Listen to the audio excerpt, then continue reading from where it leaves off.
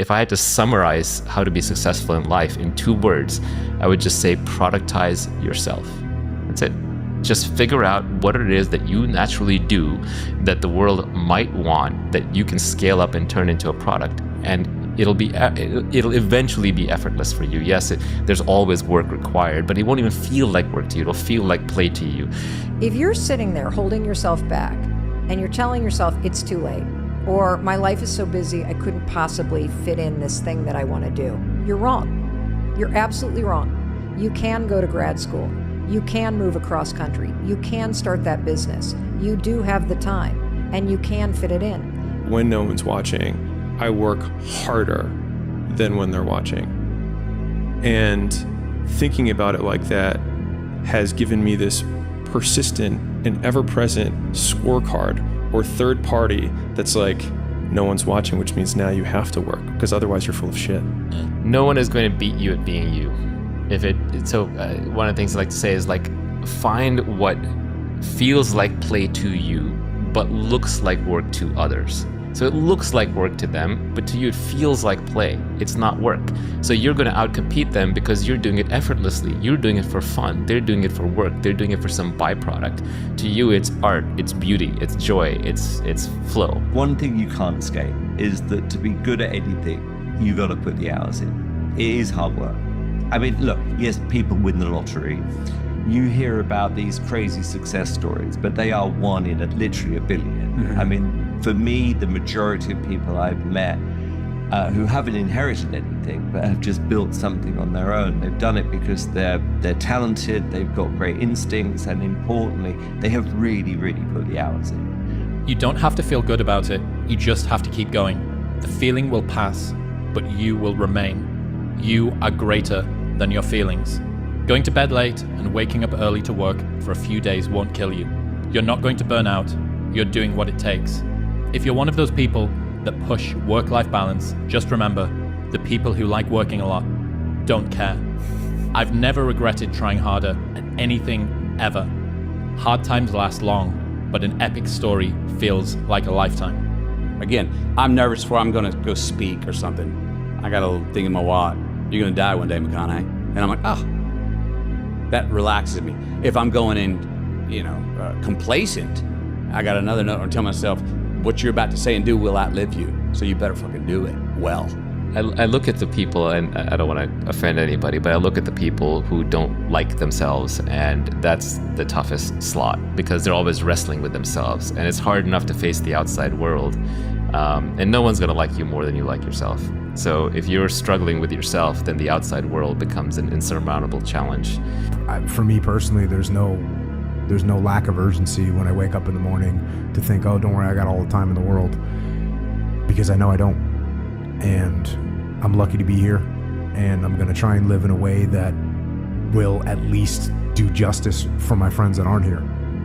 Oh, once I've got this done, once I get my degree, then life will begin. Once I've just got to pass these exams and get to that thing and buy that house, and then I've just got to pay this off, and then I've got to do, and then we can start. It's a very instrumental view of life, that everything is done in order to achieve the next thing. So at no point do you actually arrive.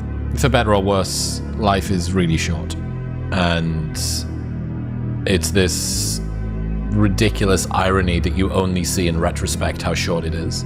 Right? It doesn't feel short at the time, but I bet when you get to your 80s and you look back, you think, holy fuck, that went by in no time at all. I highly encourage people to take a period of time each day to daydream, to walk down the hall without looking at your phone, to not have to incorporate more sensory information, to not place increasing demands on yourself to focus, and see and realize how having a period of deliberate decompression and defocusing can allow your brain to focus so much better when you do decide to return to a bout of focused, concentrated work or physical work. Everybody else feels, or to me, it always seems like everyone else has got it together. Because I get to see only what you choose to say, only what I'm around you doing that I get to see, whereas I get to observe my own inefficiency and foibles 10,000 times a second, right? I get to watch the texture of my own mind be completely unresponsive and useless. I see every single prideful decision, every single lie that I tell myself, every single time I make a promise and don't keep it. But I don't get to see that from everyone. So I'd always presume, because of this asymmetry, that everybody else had it sorted and I didn't. And it also made me think that everybody else's opinion was this perfectly balanced, well-researched, beautifully. They had me nailed down to a T. And what they were telling me was the truth. Why do you care? Why do you care so much what people think about you, what you went through? Why are you putting so much on other people and what they may say about you? Like, there's some stuff I talk about, that is pretty embarrassing for some people. But she got to a point in her life where she was able to, stop caring, because we all have our shit. Ask yourself, why do you care about people you do not know? That's real. That's it. That's real. I wrapped it up that simple. That's real. Why the fuck do you care about people you do not know? That's real. Why do opinions of people that you don't even know who they are, what they are? Why do they matter? What matters to you? Who really shakes your fucking ground in your world? If you got a wide variety of who those people are, that's your problem. If anybody can shake your foundation and take a brick from underneath it and make your building fall down, you got bigger problems. So many people want to project their idea of what they think your life should be like onto you. And it's just completely irrelevant.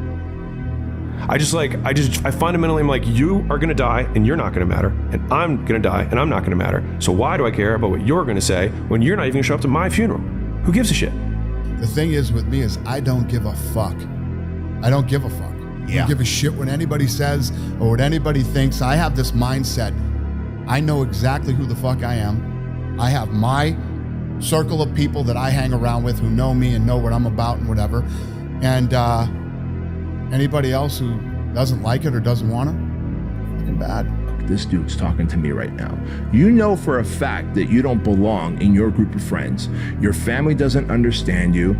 They think you're a risk taker. They think that you're lost in the clouds. They think that you're someone who has this like grandiose vision, but who is not capable of bringing that vision to fruition. Success really just boils down to this. You gotta want it more than you hate what it takes to get it. If you're willing to suck at anything for 100 days in a row, you can beat most people at most things. I'm a big fan of power follows the blame finger.